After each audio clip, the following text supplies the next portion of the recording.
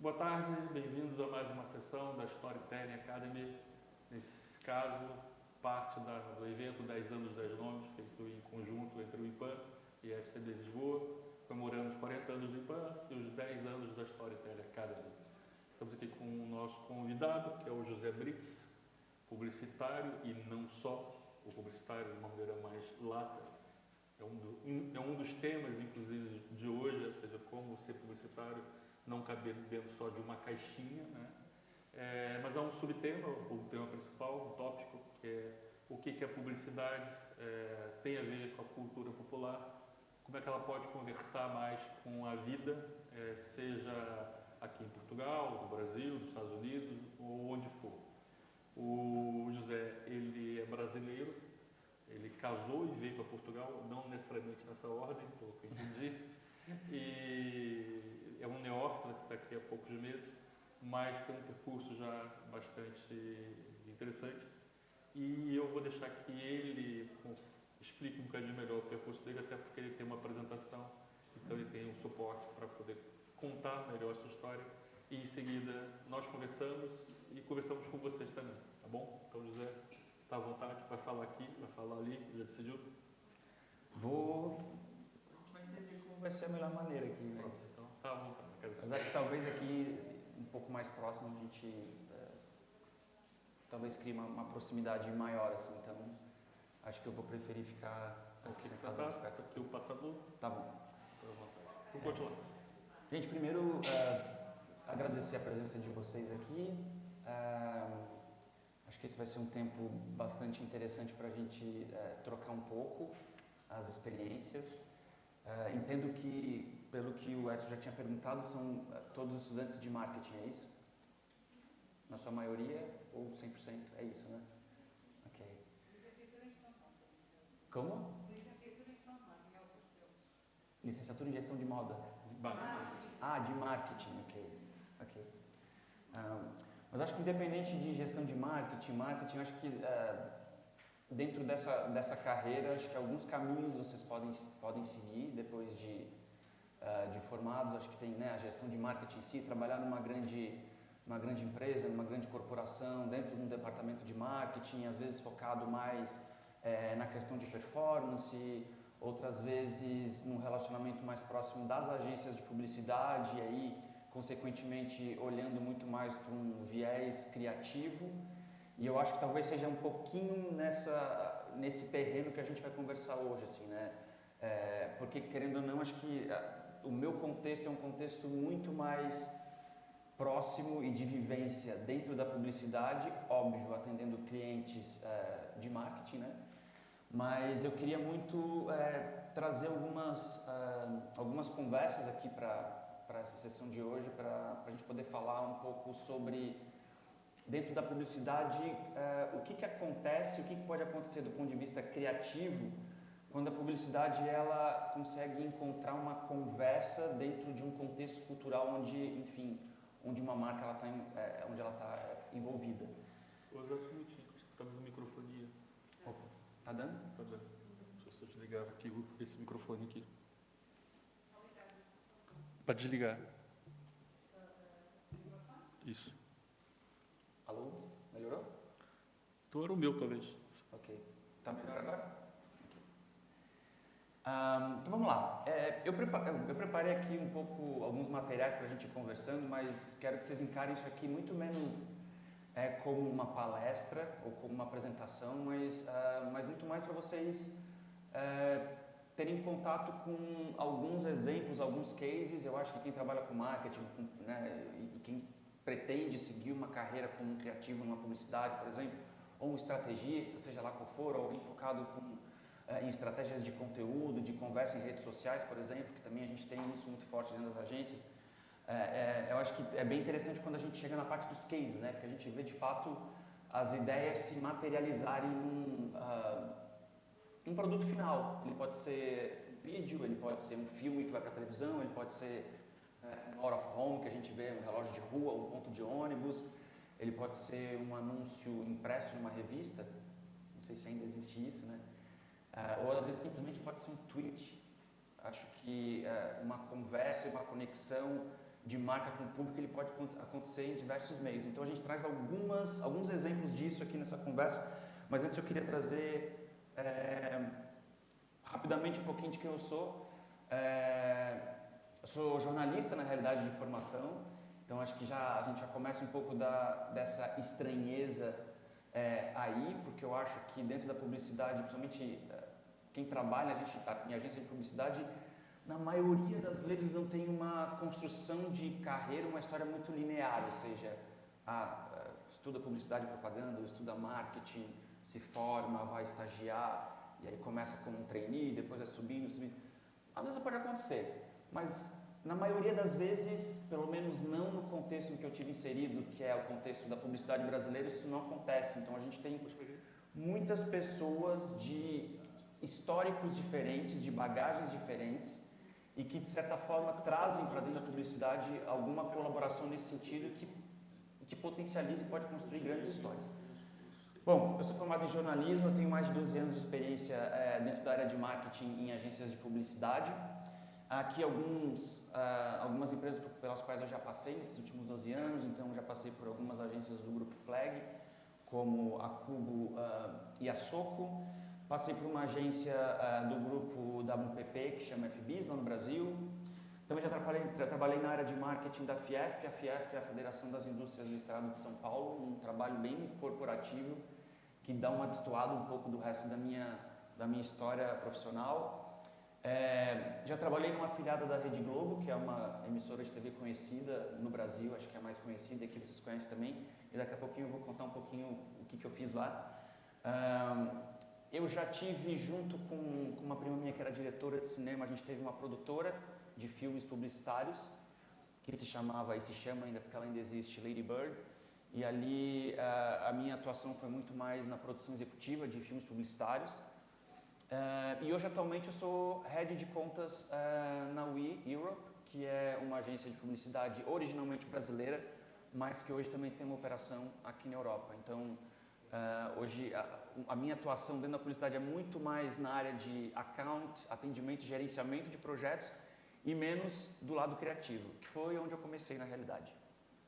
Aqui alguns dos clientes que eu já atendi nesses últimos 12 anos, então já fiz projetos para Samsung, para algumas marcas da Ambev, que é uma das maiores cervejarias do mundo. Tem marcas como Skol, Stella Artois, Budweiser. Já fiz alguns projetos com Nestlé, projetos para o WhatsApp, que é uma das marcas da Meta. Já fiz projetos para algumas marcas da Unilever, como Rexona. Projetos para a Globoplay, que é a plataforma de streaming de conteúdos da Globo. Já atendi a Vivo, que é a maior telecom do Brasil, que faz parte do grupo Telefônica, que originalmente é da Espanha, se eu não me engano. Itaú, Coca-Cola, Santander, Natura e Nubank, que é uma das maiores fintechs brasileiras hoje. Esse slide aqui, eu fiquei relutando muito para trazer, porque ele é uma época da minha vida que eu não conto muito para as pessoas, principalmente durante esse tempo que eu trabalhei na publicidade. Porque a publicidade na minha vida aconteceu muito por acaso. Como eu contei lá no início, eu me formei em jornalismo, né? E quando eu estava no meio da faculdade, do meio para o final da faculdade, eu participei de uma seleção de banco de dados para vozes para rádio. Então eu fiz um teste de locução para uma rádio. Acabei passando, essa rádio fazia parte de um grupo que era afiliado à Rede Globo, no sul do Brasil, que é de onde eu sou. Acabei passando, fui trabalhar em rádio, 3 meses depois me chamaram para fazer um teste para um programa de TV dessa mesma emissora. Eu passei, comecei a trabalhar como repórter. 3 anos depois eu passei num outro teste para apresentar um programa numa emissora que é a TV Cultura de São Paulo, que é uma emissora, um mix de público com privado, né? E lá eu fiquei por mais um ano e foi muito legal. Eu fiz muitas coisas interessantes, é uma época da minha vida que, enfim, acho que foi importante para o meu crescimento pessoal, mas depois de um tempo eu entendi que, olhando mais para frente, eu falei, cara, o que eu vou fazer dentro dessa área que é rádio e TV daqui a, sei lá, 5, 10 anos, né? Porque eu entrei numa área de entretenimento, eu era focado em entretenimento, eu nunca fui um jornalista, um repórter de hard news, eu não tinha essa experiência. Eu apresentava programa para adolescente na época, então eu comecei a pensar, cara, o tempo vai passar, eu vou fazer 30 anos, daqui a pouco eu vou fazer 35 anos, daqui a pouco eu vou fazer 40 anos, e o que eu vou fazer? Será que eu vou ter credibilidade para fazer uma transição de carreira do entretenimento para o jornalismo? Eu achava que isso era muito difícil. Então eu falei, eu preciso fazer alguma coisa que minimamente ainda esteja ligado com entretenimento, com comunicação, que é algo que genuinamente eu sempre gostei, mas que de alguma forma me desse uma sobrevida profissional, ou pelo menos uma visão a longo prazo de uma carreira, né? E que também tivesse uma carreira um pouco mais comum. Isso era mais ou menos em 2008, 2009. E lá em São Paulo, quando eu estava morando nessa época era uma época que, assim, nas agências de publicidade, o grande boom era redes sociais. O que hoje é inteligência artificial para publicidade, para comunicação, naquela época era redes sociais. Social media. Todo mundo fazia social media. Todas as agências tinham uma área de social media, começavam a montar equipes de social media. E era uma época que a gente não tinha nem Instagram ainda, a gente tinha basicamente Facebook e Twitter. E eu falei, eu quero fazer isso, eu vou fazer isso. E aí trabalhei nos 2 primeiros anos em 2 agências muito pequenas, que hoje até nem existem mais. Trabalhei focado com conteúdo para redes sociais, de fato, escrevendo tweets para marcas nas redes sociais, fiz coisas para CNN Brasil, fiz coisas para Warner Bros. Brasil, para Rexona, para Clube Social, que é uma marca de biscoitos, aí fazia cobertura de eventos, ia para o Rock in Rio, aí fazia todos os tweets de Clube Social no Twitter durante o Rock in Rio, foi uma grande loucura.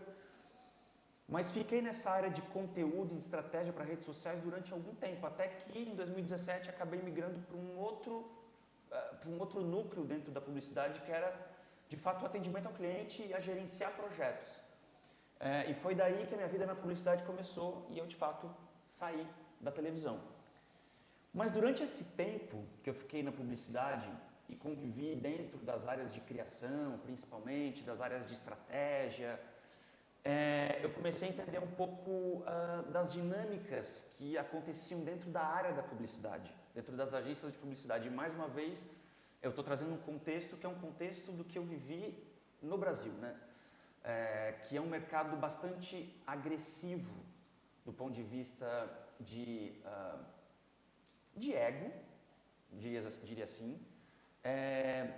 de estabelecimento de relações de poder e principalmente sobre dinâmicas de dia a dia de trabalho, assim, de romantização do excesso de trabalho, das pessoas virarem à noite participando de concorrências, e isso era super normalizado. E obviamente depois de um tempo isso começou a ser discutido e algumas mudanças começaram a acontecer nesse sentido. Mas eu conto isso por quê? Porque durante esse período eu fiquei me questionando muito assim, cara, eu gosto muito do que eu faço, mas ao mesmo tempo eu odeio. O que eu odeio? Que relação é essa? Que dualidade é essa de amor e ódio na publicidade que me mantém aqui, mas ao mesmo tempo me dá muita vontade de sair? E eu achei importante trazer essa provocação um pouco aqui, principalmente para vocês que estão ainda dentro da universidade, mas que logo estão indo para o mercado de trabalho, é saber que é importante a gente ter esse tipo de conversa e refletir sobre isso desde já. Porque sair daqui e ir para o mercado de trabalho, a gente sabe, não vai ser perfeito, não vai ser as mil maravilhas sempre. A gente vai ter muitas situações onde a gente vai precisar se adaptar, onde a gente vai precisar entender e até às vezes entender se aquele lá é o nosso lugar ou não é. Às vezes a gente entende que, putz, não é meu lugar, eu preciso ir para um outro caminho. Mas essa relação de amor e ódio na publicidade, ela veio muito... voltando. Muito nesse sentido porque, principalmente dentro de criação, as pessoas às vezes acabam dando muita importância para o trabalho que elas fazem lá dentro. É sempre tudo muito urgente, é tudo muito para ontem. É uma correria desgraçada para você entregar uma peça que vai para um relógio de rua. Então as pessoas às vezes extrapolam o horário de trabalho, trabalham aos finais de semana e precisam que tudo aquilo aconteça muito rápido. O cliente tem muita urgência, tem que ser para daqui a pouco, até que horas, qual é o deadline? E eu ficava pensando, para que isso? E no fim das contas a gente está fazendo tudo isso e está vendendo sabão em pó. Então isso ficou um pouco uma dualidade dentro da minha vida durante muito tempo na publicidade, né? Eu ficava pensando, a gente não está fazendo uma cirurgia no coração de ninguém, onde a pessoa pode morrer na nossa mão. Eu estou literalmente vendendo sabão em pó, escrevendo um texto que vai para um outdoor para convencer a pessoa a comprar um sabão em pó. Por que dessa urgência? Por que de tudo isso, né? Então, acho importante colocar que durante esse tempo eu também tive algumas dúvidas com relação à minha profissão e ao caminho da publicidade. Mas, ao mesmo tempo, tinha um lado que era viciante e apaixonante. Eu acho que muito porque durante esse tempo eu tive algumas experiências em algumas agências, mas em alguns lugares eu tive contato com novas maneiras de olhar as coisas. E eu acho que a principal delas foi dar uma quebrada nessa lógica que era, chega um briefing para a agência do cliente da área de marketing, olha, a gente precisa desenvolver, criar um filme de 30 segundos para veicular na TV aberta para vender um hambúrguer. E isso era feito. Só que existe uma subversão da lógica que se começa a fazer e que eu acho que é importante a gente ser provocador nesse sentido, no fazer da publicidade, para a gente começar a entender que é muito menos sobre que tipo de formato e qual o meio que vai veicular aquela peça e muito mais sobre que história que a gente quer contar e quais são as conversas que a gente quer gerar. Por que eu estou dizendo isso? Eu não sei se vocês já ouviram falar nesse termo Dark Social. E esse termo Dark Social, às vezes a gente ouve pela primeira vez e pensa que tem alguma coisa relacionada à Deep Web, alguma coisa que não é muito correta, que tem alguma coisa de ilegal ali, mas não é. Mas vocês já ouviram falar nesse termo Dark Social alguma vez? Não? Tá.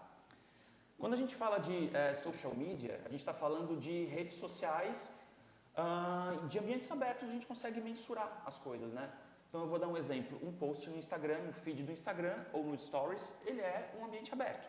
Eu posso mensurar quantos likes aquele post teve, eu posso mensurar quantos comentários aquele post teve, quantas pessoas foram impactadas ou alcançadas com aquele post, a gente tem os analytics, quem tem a conta business, o tweet, que no Brasil nem existe mais, né?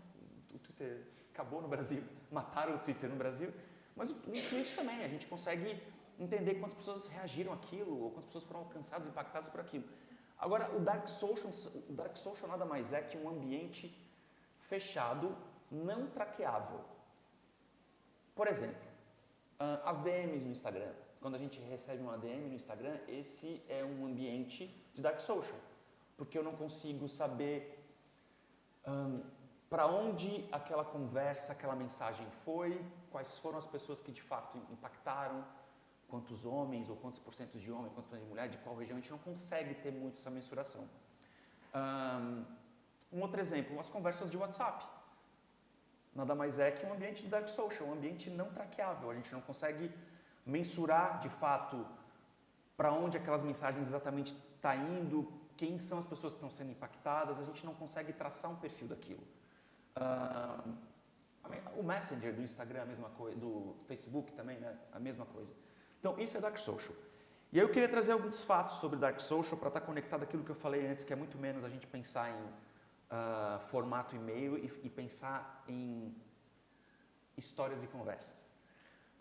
O primeiro fato eu vou ter que olhar aqui porque eu não consigo ver.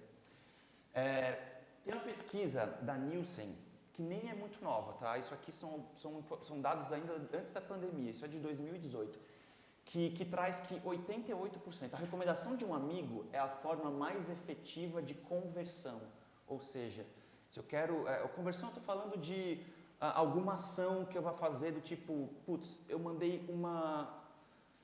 fui impactado por um anúncio de um tênis que eu achei muito legal e eu acho que o Henrique vai gostar desse tênis e eu mando para ele via direct aquela recomendação.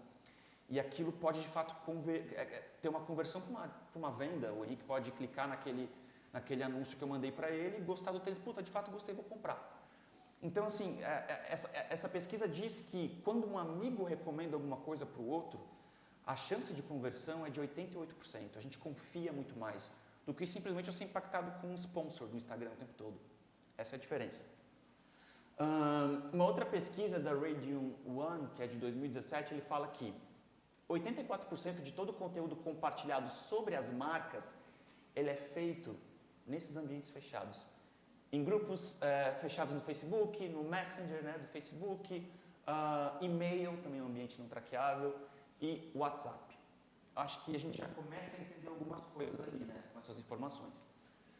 E aqui, uma outra informação que veio de uma pesquisa da Reuters de 2019 fala que o WhatsApp, lá no Brasil, isso já deve ter mudado bastante, eu digo, crescido muito mais, né? 57% das pessoas no Brasil consideram o WhatsApp como a maior fonte de informação deles. Ou desinformação, né? Pode ser os dois caminhos. Agora, quando a gente olha isso, a gente começa a entender que, putz, se eu estou falando que 84%, cara, é muita coisa, de todo o conteúdo compartilhado sobre a marca acontece nesses grupos fechados, ambientes não traqueáveis, a minha marca, se eu sou um dono de uma marca, se eu sou um gerente de marketing, ou um head de marketing, ou alguém da área de marketing de uma empresa, de uma marca, eu preciso entender que, cara, minha marca precisa estar nesses lugares de alguma forma. Eu preciso estar conectado nesse contexto cultural e comportamental das pessoas nesse sentido.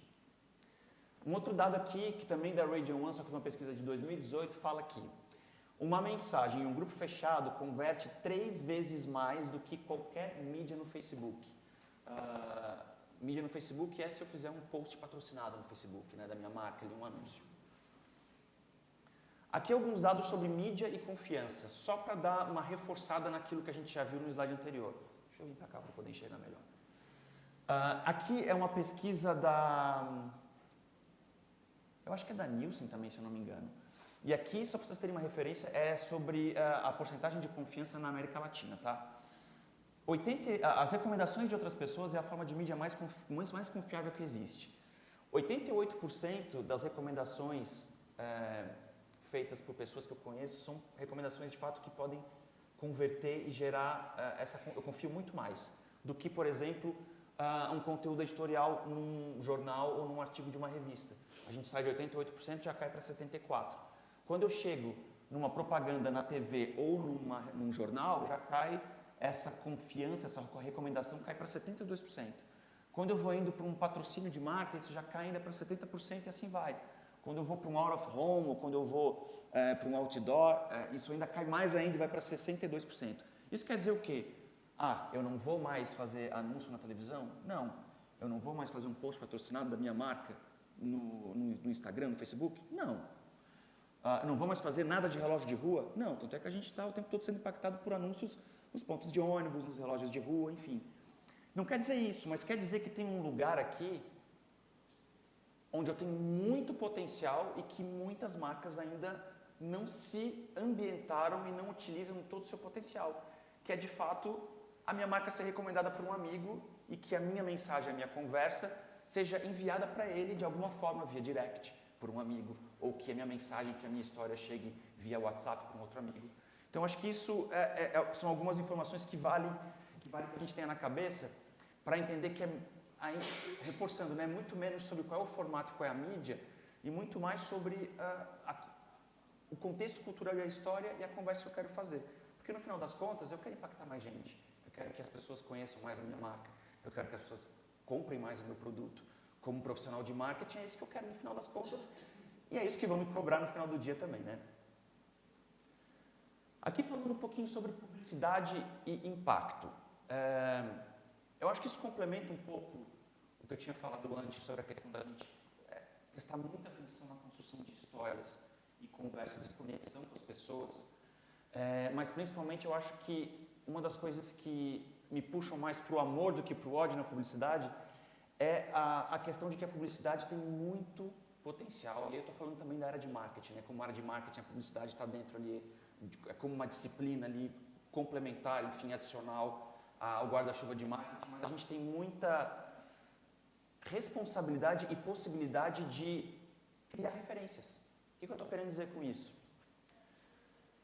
Quando eu coloco um comercial de margarina, por exemplo, lá com um pai, com uma mãe, né, loirinhos, de olhos azuis, com um filhinho bonitinho também, loirinho de olhos azuis, essa é uma referência que tem sido criada nos últimos, 50 anos pra gente.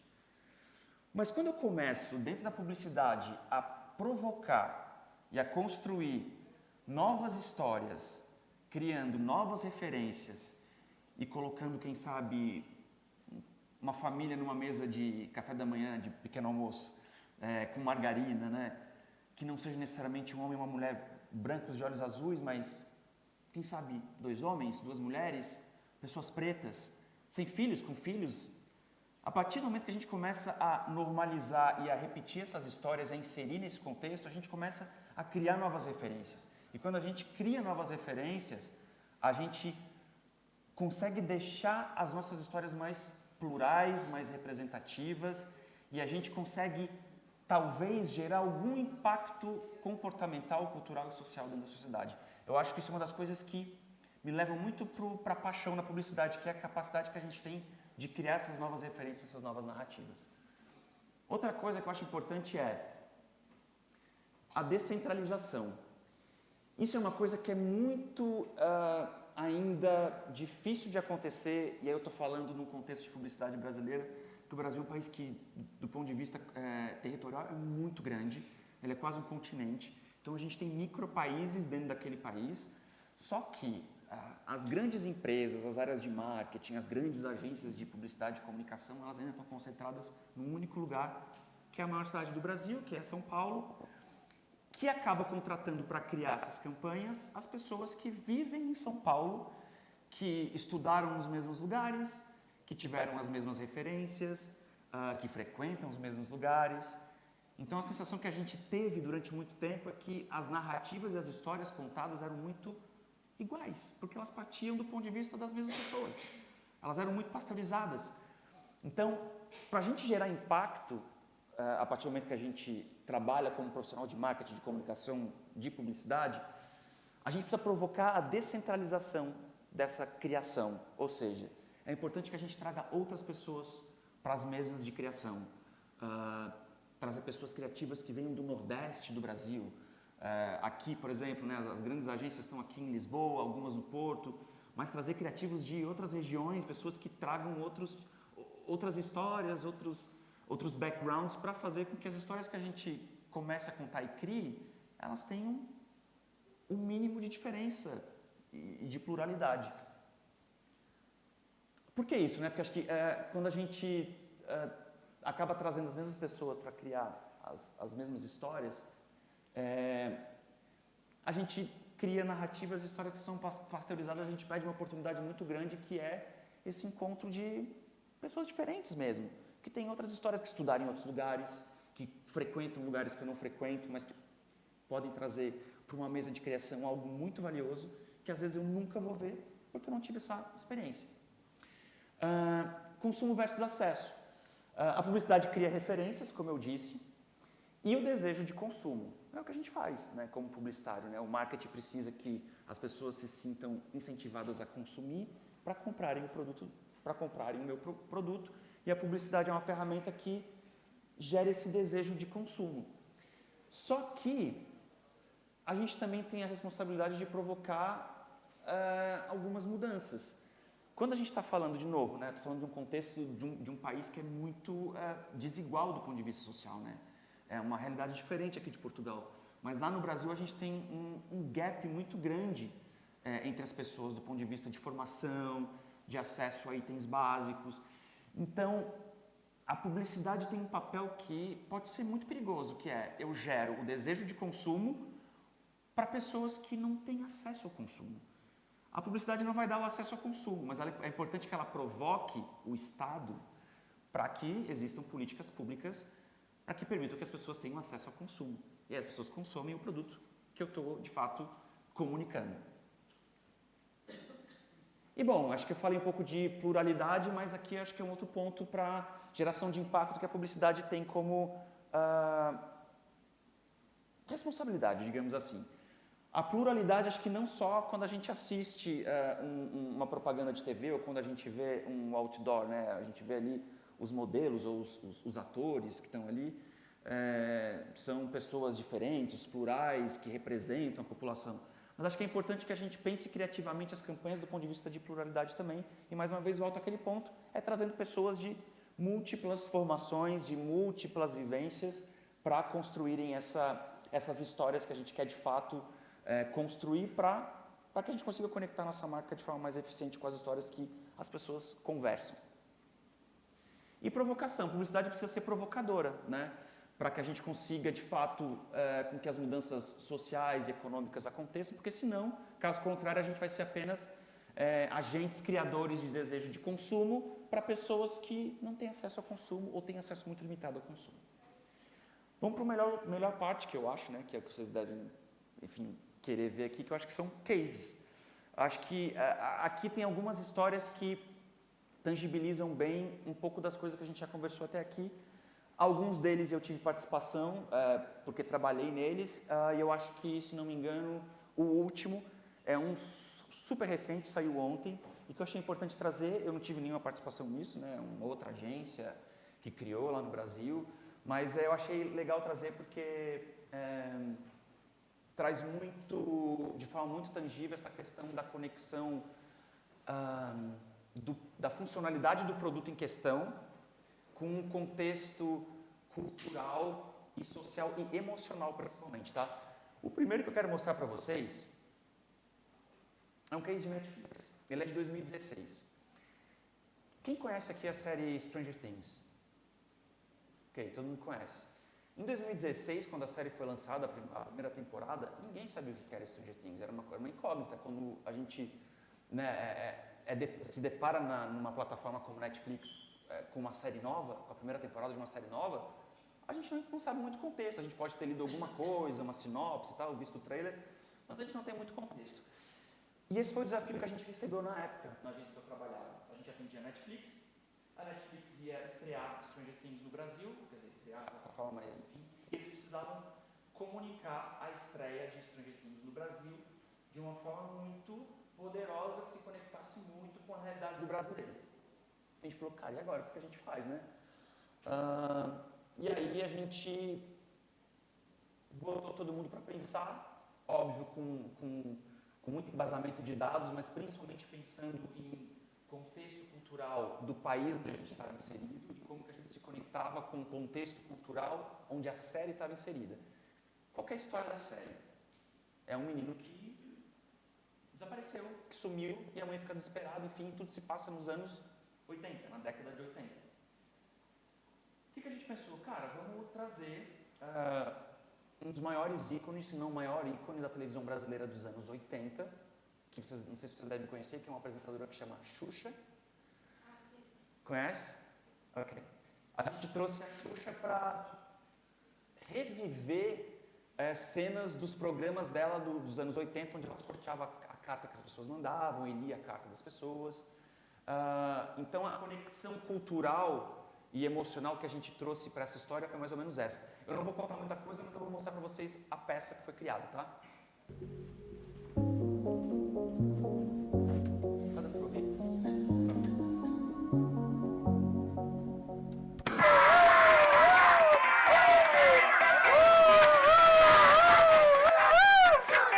Peguei.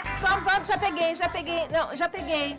Já foi, Cláudia, já tá aqui. Cláudia, senta aí, Cláudia. Senta, por favor. Senta. Tá bom, gente, olha só. Essa daqui é da Joyce Baires, da cidade de Hawkins. Ixi, gente, é em inglês. E a Sasha ainda nem nasceu pra me ajudar a traduzir, né? Ai, Xuxa, como vai? Vou bem, obrigada. E você? Eu quero a sua ajuda. E quem não quer? Meu filho sumiu. Peraí, gente, essa história é triste. Meu filho sumiu. Já procuramos em todos os lugares e nada do Will. Ela perdeu o baixinho. Mais estranho é desde que ele desapareceu, coisas começaram a acontecer aqui em casa. Todas as noites, o telefone toca e eu ouço a respiração dele junto com um ruído assustador. Vixe, gente, será que ela comprou minha boneca? Pera aqui, ela disse que mandou uma foto do Will. Ó, mandou. Olha, bonitinho, gente, olha. Joyce, nós vamos fazer de tudo pra ter o seu baixinho de volta, não é não, galera? Então, ó, se você tiver alguma informação sobre o Will, você aí de casa, mande uma carta pra gente, pra Caixa Postal 11666, Jardim Botânico, Rio de Janeiro. 11666, Jardim Botânico, Rio de Janeiro. Vamos sortear várias das minhas bonecas pra quem ajudar, combinado? Joyce, Bem, gente, agora vamos lá. Ah, quem quer ouvir o meu disquinho ao contrário? Hein? Quem quer?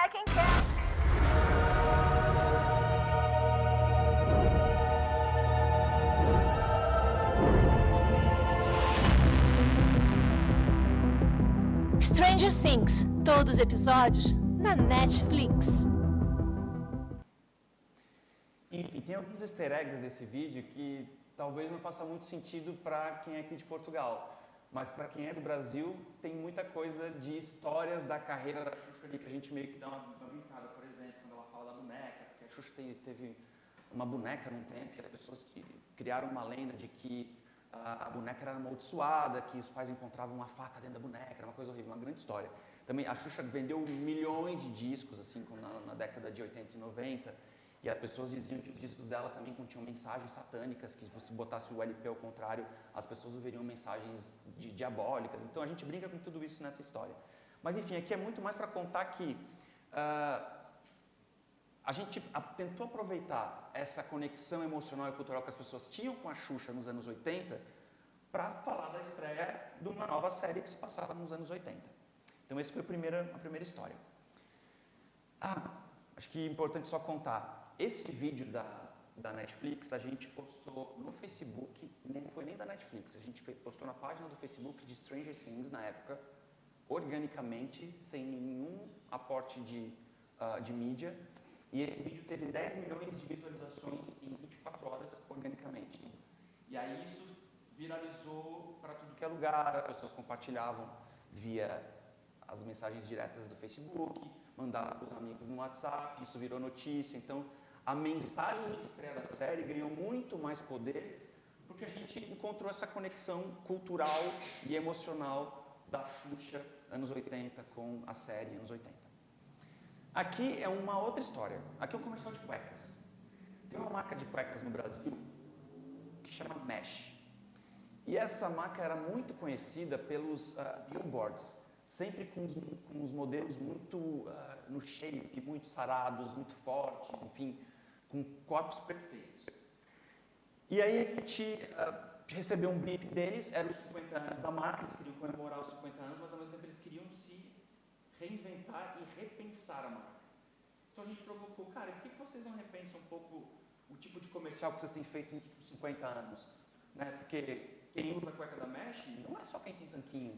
Né? Quem usa a cueca da Mesh é qualquer pessoa.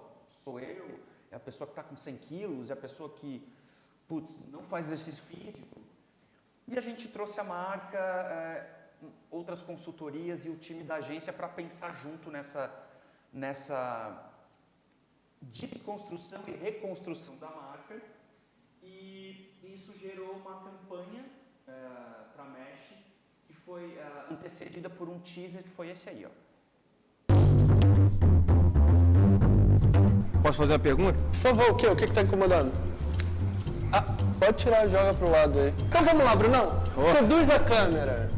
Boa, moleque, isso que talento. Força esse abdômen aí.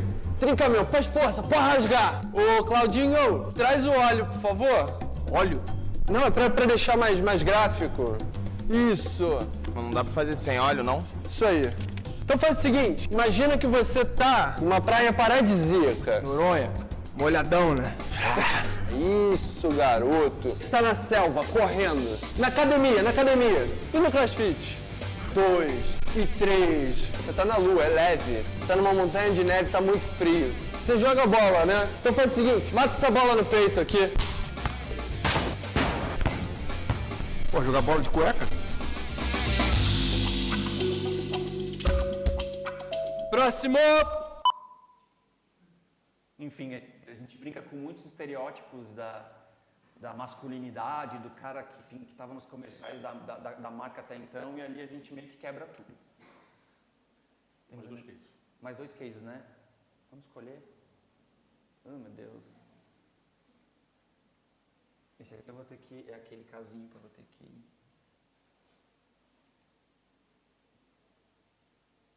Vou pular esse. As marcas de moda sempre buscaram a próxima tendência nas ruas. Mas quando todo mundo ficou em casa, tivemos que dar um jeitinho fazendo isso em outra realidade.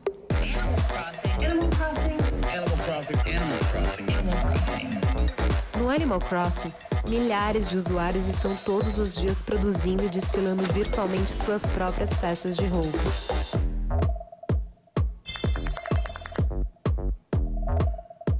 Então, recrutamos a modelo virtual da Maro. Criamos um perfil e uma ilha para ela no Animal Crossing e pedimos para ela ir em busca de inspiração para a marca.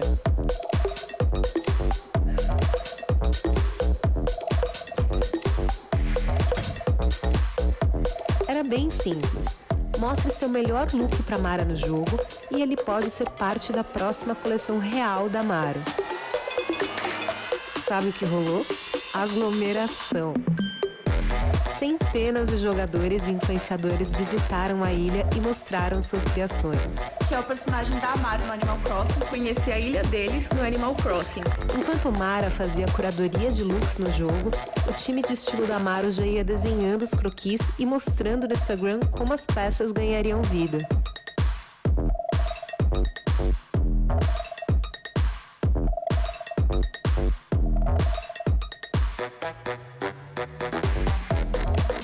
As 29 peças criadas com os jogadores no mundo virtual viraram uma coleção cápsula na vida real. A Maro Cross Collection. A moda costura realidades. Se aqui eu não dei nenhum contexto para vocês, não fiz nenhuma plaquete, peço desculpa.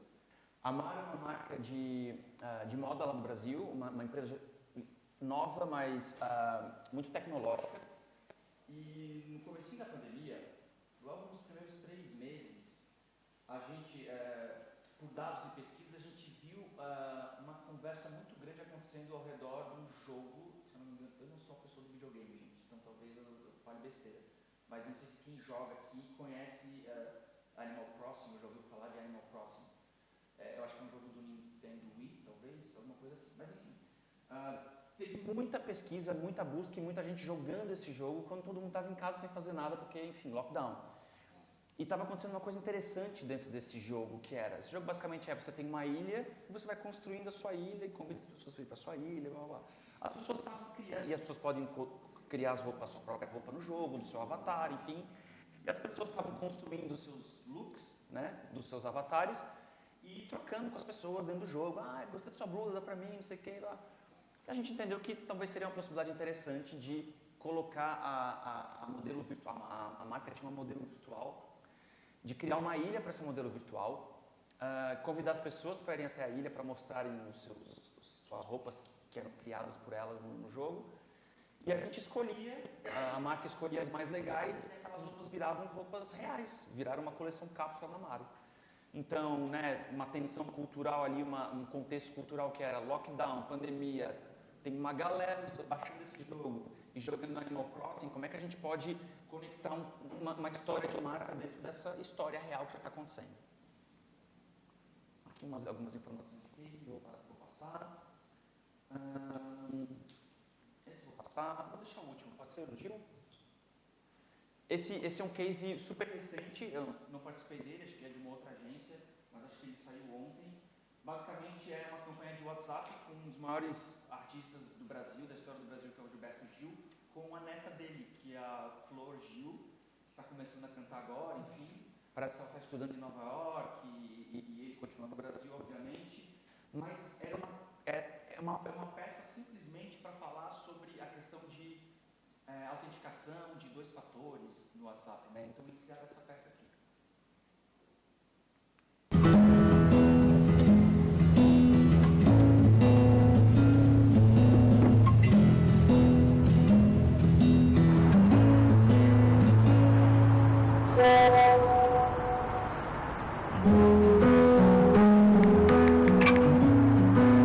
Oi, Florzinha. Um passarinho, quando abre suas asas para voar, confia mais nas suas próprias asas do que no galho que deixou para trás.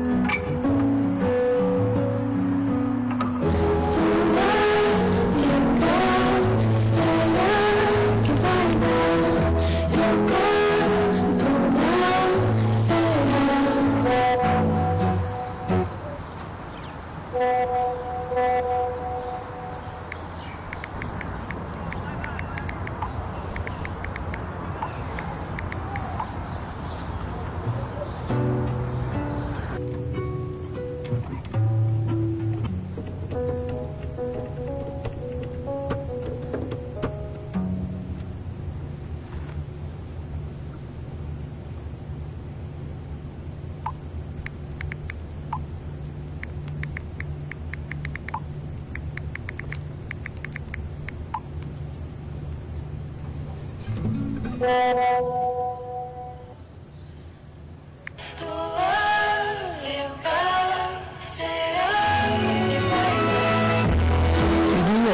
você voando alto me enche o peito de orgulho. Mesmo distante, sinto sua presença pertinho, pertinho, pertinho, todos os dias. Axé, minha netinha, o vô te ama.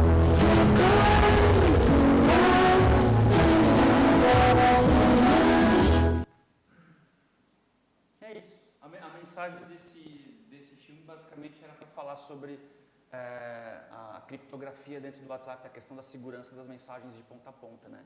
Mas olha todo o contexto e toda a história, né? Toda a relação emotiva, emocional, enfim. E para os brasileiros, principalmente a questão da conexão com esse grande artista que é o Gil. E é isso. Obrigado, Zé. Vou passar aqui agora, acho que é a parte da conversa. Senão não vai dar tempo. Mas espero que vocês tenham gostado das coisas que a gente trouxe aqui. Gostaram, sempre são pessoas muito educadas e bonitas e gostam das coisas que os outros tratam. Eu vou fazer uma ou duas perguntas aqui para o Zé, mas vocês também podem fazer perguntas, é só levantar o braço.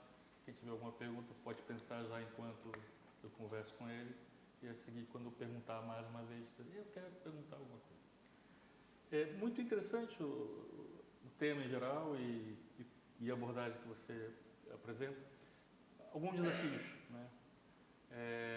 Vamos pensar um pouco o lado do cliente, fazer advogado do diabo, ou seja, né, a dificuldade de você vender alguma coisa e que as pessoas confiem no seu taco, na sua ideia, etc. Vamos ficar só no dark social, né, naquele lugar onde as conversas estão acontecendo e você não tem meios como medir. Uhum. Como você convence alguém a colocar dinheiro em uma coisa que você não tem meios como medir? Não, muito difícil de convencer. Mas, e até para a gente definir os chamados KPIs, né, que a gente chama, né, que são os índices de fato de sucesso de uma campanha, né? Quando a gente está falando de um filme de TV, a gente tem como medir, porque a gente sabe mais ou menos a audiência que aquele filme tem naquela faixa de horário, naquele espaço onde o teu filme publicitário acaba sendo veiculado. Mas, por exemplo, numa ação de Dark Social, os nossos KPIs, por exemplo, eram se aquela mensagem ou aquela história era tão compartilhável que foi compartilhada a ponto de chegar num grande tomador de decisão da empresa. Então, assim, esse era o nosso termômetro de sucesso, por exemplo, um deles. Foi um sucesso? Foi, porque chegou no CEO da empresa. Ele recebeu no WhatsApp dele. Mas também é fácil ele receber no WhatsApp, basta eu trabalhar na agência e mandar para ele. Antigamente era colocar o outdoor na rua do presidente do clube. Exatamente. Coisa que acontece até hoje.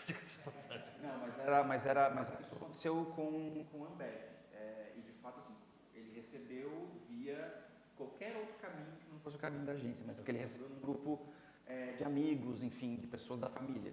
Então, acho que é muito difícil a gente, de fato, conseguir convencer o cliente que tem a grana a fazer um investimento num ambiente onde ele, de fato, não conhece muito e não vai ter algo muito palpável, né? Eu pergunto, foi mais fácil convencer clientes que já tinham experiência e confiavam nesse tipo de ferramenta ou de plataforma? Ou a dificuldade era mesmo com um e com outro? Explico. Se você já usou e funcionou, chegou no CEO da Ambev, ou que seja, né? Na próxima, se calhar está mais fácil de aprovar. Não, eu sei que esse tipo de coisa funciona. Então, cria-se uma cultura disso. Né? A WhatsApp, até por ser uma empresa digital, ela tem uma cultura disso. Aliás, ela vive disso. Né? Se ela não confiar nisso, quem vai confiar? Né? Eu acho que o primeiro é sempre o mais difícil da gente conseguir emplacar. Porque você não tem referência, não tem benchmark, não tem nada. Você tem que encontrar um cliente que, de fato, esteja minimamente alinhado e disposto a apostar. E eu acho que quando a gente consegue o primeiro case nesse sentido, que é quando a gente, de fato, consegue alcançar um desses KPIs, que no caso do Dark Social é um KPI muito menos objetivo e mais subjetivo, Quando a gente tem o primeiro, é mais fácil a gente ter o segundo, porque a gente tem o primeiro para apresentar. Quando você tem o segundo, você já tem dois. Aí eu estou com o terceiro que eu falei assim, ó, deu certo com a Ambev, deu certo com a Vivo. Vamos fazer também? Vai facilitando à medida que a gente emplaca coisas, mas assim, o primeiro realmente é entrar junto meio que, cara, vamos pular? Vamos pular. Ok. Perguntas? Alguém tem perguntas aí da plateia? Desculpa. Achava que era pornografia, né? Mas é essa sensação mesmo. Eu entendo a pergunta do Edson, que enquanto pessoa da agência, assim já está a funcionar. Enquanto pessoa da agência tem sempre esta noção de como é que se vendem as coisas aos clientes, é sempre a parte mais difícil. Não é? Mas como é que se cria especificamente algo que pretendemos que seja partilhável e que seja entregue nessas mídias não traqueáveis, como disse?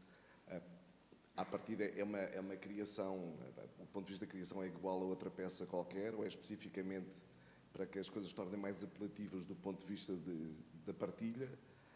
Tem alguma noção estratégica diferente? Era essa a pergunta. Eu acho que a gente volta um pouco lá naquele começo onde a gente fala muito de ser agnóstico no que diz respeito a formato e-mail. Eu acho que o mais importante ali, de fato, é encontrar a história que a gente quer espalhar. E a partir daí a gente entende qual é a criação de fato efetiva da peça. Às vezes não é nem peça, né? Às vezes já aconteceu por acaso da gente fazer uma parceria com uma página de Instagram de memes. Aqui também se usa isso, né? Às vezes é isso. É você conseguir, junto com os criadores dessas páginas de meme, você criar um conteúdo, um post com uma história que ali minimamente menciona a marca, mas ela tem uma pegada de humor ou de emoção que faz com que as pessoas compartilhem aquilo. Então, nesse caso, por exemplo, qual que seria a peça? Um post de Instagram, por exemplo. Às vezes, aquilo é simplesmente um tweet. Você pega um tweet com algum link encurtado que vai te encaminhar para alguma coisa, sei lá, com uma landing page ou para uma página de compra, enfim. E às vezes é isso, é simplesmente um tweet. Às vezes é só um link encurtado. Às vezes é um vídeo muito simples de ser feito com o celular. Às vezes é uma foto de um out of home.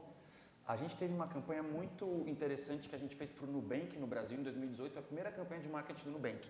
E era uma campanha que basicamente a gente pegava uma apresentação da Elis Regina no Fantástico, super icônica, acho que é dos anos 70, onde ela canta Como os Nossos Pais, e aí tem a letra fala, né? Já faz tempo eu vi você na rua, cabelo ao vento, gente jovem reunida, blá, blá, blá.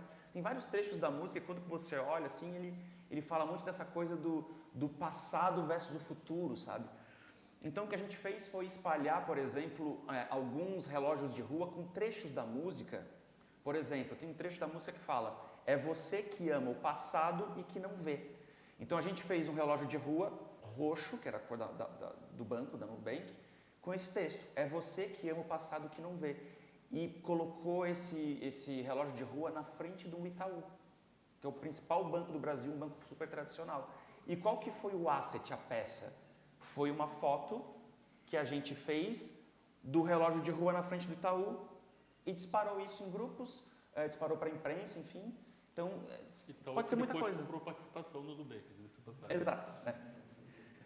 Então, assim, pode ser muitas coisas.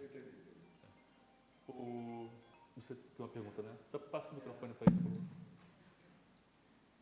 Esses vídeos aí têm todos uma duração razoável, né?